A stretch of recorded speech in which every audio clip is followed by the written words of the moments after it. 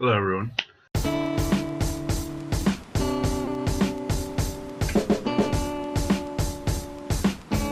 I'm a bit late to the party on this one, but I figured I'd make the video anyway because it's something I want to talk about. But basically, this video is about a little web series called Gen Z. The party starts soon.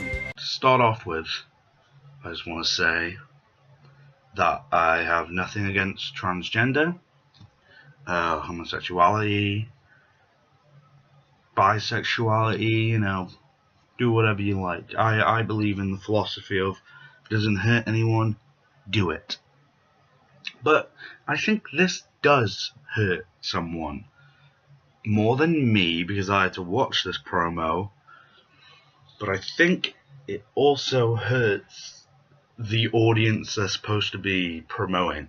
They met as online gamers. Already, like 2 seconds in, I'm not happy with it. Because there's a thing with things being dated, that if you throw in some pop culture references, even though you're trying to sound hip and modern, in about 5 years, the age of the thing is really going to show. You ever watch anything and they mention MySpace and you go, oof.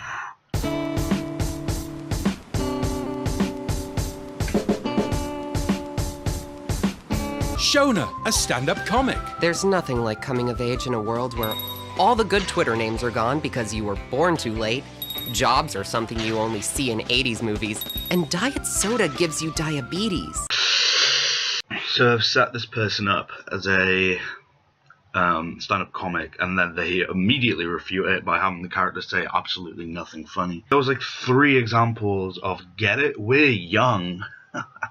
Even though I'm pretty sure everyone who worked on this was in their mid-30s to the late 40s, because no one talks like that. Cameron, a poet. I'm giving my answer in a free-form poem. Make it a quick haiku. It's a sacrifice, but I cannot live at home, so the answer is shit. What is with that animation? Did you see that? It gets even worse. This is really badly drawn and really badly animated, not in a charming Beavis and Butthead South Park way, in a someone didn't try. Huey, a psychotic. I ain't gonna pop you in the dick. Yo! Let me get this out of the way up top. I hate people. Don't you think this formula is a bit trite? The sort of a bunch of different people living in a house, living in a flat apartment thing. I feel like that's been done so often. And one of the problems with this, because they're tackling such a sensitive topic, if you don't like it, you're considered transphobic. I'm not sure if it was the creator or it was one of the stars, but they went on Twitter and people were giving them abuse, but it was always stuff like oh, your show sucks, and then they found the one death threat and it went everywhere, and they were like, this new transgressive show has got people being transphobic against it. What the fuck? You didn't hit him in the dick. That's just bad animating. Secondly, like, what the fuck is going on? So you've got, like, I hate that trailer format as well.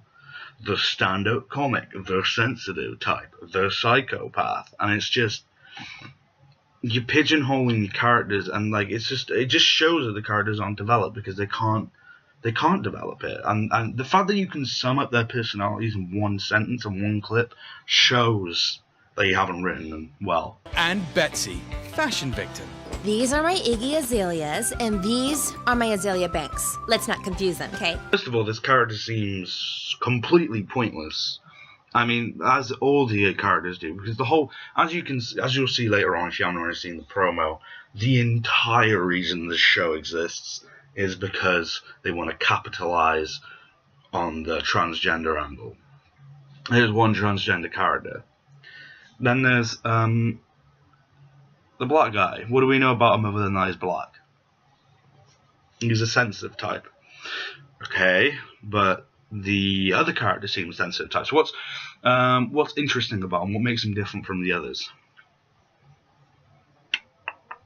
Okay, we got the psychotic. What do we know other than the fact that he's psychotic? He's got tattoos. Oh, no, nothing physical, personality-wise. Okay, what about this character? What do we know about her? Well, she's a fashion victim. Nothing fashion victim. Nothing that you've been told. Based off your own observation. She makes trite pop culture references, which will date the show massively. Very good. They're not Gen X. They don't want to be Gen Y, so they're moving in together and calling themselves Gen Z. Look how fucking different we are. You've shown us more crappy apartments than Bill Cosby drug dates. I think it's very ironic that a show that is so SJW has a joke about rape. Wait a minute. I just figured it out. That character, that psychotic character, is he meant to be like us? Like the normal people? And by normal, I don't mean cis. I mean people who think the show is bad. And it's the first animated show in the history of the world to feature a transgender actress in a lead role. Now we get to the crux of it. I mean, that's good. I'm glad. You know, I'm for it. I like Against Me. I like Rocky Horror Picture Show. I'm all for it. But you can just tell that that's why the show exists. Whoa, you're trans? You didn't know? Being trans shows huge strength of mind. No pun intended, but it takes balls. Yeah, we get it. It's cool. That was so self-masturbatory. I can't get over. Wow, you're trans? Trans takes so much strength of mind. Like, fuck off.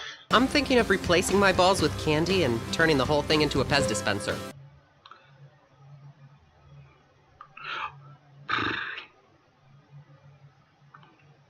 Great joke. Co-starring Jane Weedland. That's beast! Who? And written and directed by Hayden Black, creator of the award-winning Goodnight Burbank, the first half-hour comedy to go from the web to TV. Never heard of it.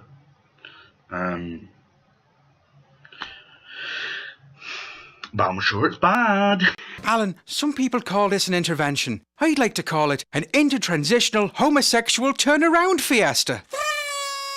White people, right? Straight people, right?